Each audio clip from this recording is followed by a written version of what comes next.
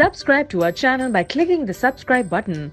Click the bell button and enjoy the latest uploads from our channel. With Paul George opting to return to Oklahoma City and stars like Kevin Durant and Chris Paul also remaining with their current teams, are LeBron's best recruiting days behind him? There was a time, in the not-too-distant past, when LeBron James' recruiting exploits matched his transcendent play. The king on the court was the queen on the chessboard, a centerpiece around whom the NBA's roster-building game revolved. His greatest off-season hits have shaped his Hall of Fame career at every turn, and they have enhanced his reputation as an influential player-slash-executive hybrid. James hatched a team-up plan with fellow USA basketballers Dwayne Wade and Chris Bosh and plucked Ray Allen from the rival Celtics. He snubbed Andrew Wiggins from the letter and successfully pitched Kevin Love by phone to join him in Cleveland.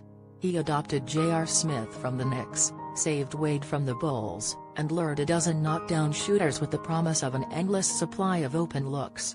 Along the way, James's pitch usually produced swift decisions and tidy outcomes because it was self-evident and airtight. Playing with James guaranteed that you would win a lot, compete for titles every year, and become more famous simply by being in his orbit. The 2018 free agency period was only a few minutes old, and yet James's status as a puppet master has already been dealt a stunning rebuke for the second straight summer.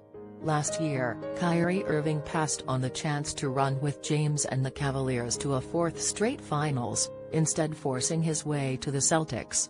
Then, early Sunday morning, Paul George elected to re-sign with the Thunder on a 4-year contract, bypassing the possibility of teaming up with James in Los Angeles, both now and in the foreseeable future. As George and Russell Westbrook puffed cigars at a party in Oklahoma, James' ideal Big Three Part 3 himself, George and Kawhi Leonard in LA went up in smoke.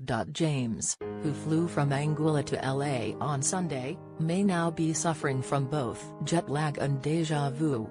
As he weighs his own free agency decision, the four-time MVP must come to terms with the fact that, for the second straight year, his magnetic pull was no longer capable of attracting an all-NBA player who would be especially helpful against the Warriors. Last summer, Irving traded life in limbo with James for a steadier organization to call his own. This summer, George decided to return to a small-market Thunder team that was bounced in the first round without so much as a formal meeting with the Lakers. In the 33-year-old James's never-ending arms race with the Warriors, both decisions represent massive losses. James dearly missed Irving's shot-making and firepower in the 2018 finals, as Cleveland's point guard core was an utter mess. Meanwhile, George was an obvious candidate to handle primary defensive responsibilities on Kevin Durant, Golden State's two-time Finals MVP.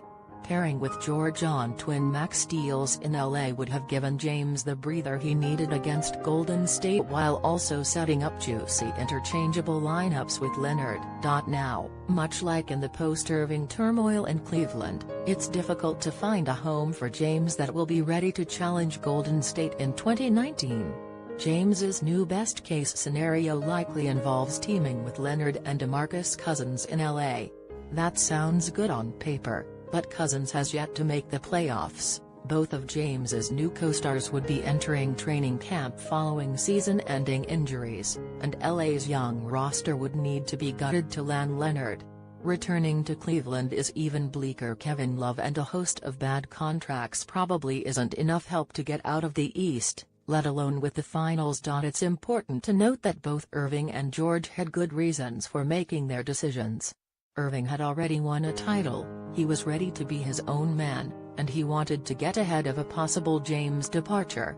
Plus, the Cavaliers had shopped him in trades following the 2017 finals and then abruptly turned over their management team. Oklahoma City played its cards perfectly with George, rolling out the red carpet last summer, giving him $137 million over 4 years, and selling him on a fairly successful partnership with Westbrook. By resigning, George didn't have to move again, he didn't have to acclimate himself to a new roster of teammates, and he didn't need to brace for years of intense scrutiny in LA. Of course, He also secured his financial future following a major leg injury in 2014. The elephant in the room, both of those plans explicitly excluded James. What's more, Durant opted to quickly re-sign with the Warriors, while